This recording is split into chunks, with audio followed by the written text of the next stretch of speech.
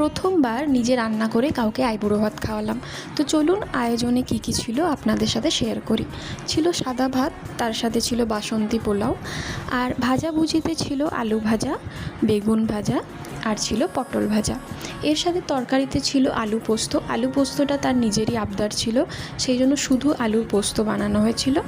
এরপরে ছিল পনিরটা সাদা ভাত বা বাসন্তী পোলাও দুটোর সাথেই খুব ভালো যায়। এটা পনিরটাকে আমি ক্যাপসিকাম, টমেটো, তার সাথে চারমগজ, কাজু পেস্ট দিয়ে বানিয়েছিলাম।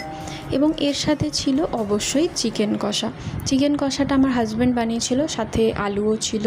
তো এখানে চিকেন কষাটা আমি সাজিয়ে নিচ্ছি। সত্যি বলতে এভাবে কাউকে সাজিয়ে খেতে দিতে বা পরিবেশন করতে আমার তো খুব ভালো লাগে। আপনাদের কেমন লাগে অবশ্যই জানাবেন। তো এটা হলো মেন কোর্স। এর সাথে সাইডে আমি রেখেছিলাম প্লাস্টিকের চাটনি, যেটা পেঁপে দিয়ে বানিয়েছিলাম। এটাও খেতে খুব ভালো হয়েছিল এবং ও নিজেও বলেছিল ওর খুব ভালো লেগেছে। সাথে ছিল মিষ্টি আর পাঁপড় এবং জল দিয়ে আজকের এই থালা আমি পরিবেশন করেছিলাম।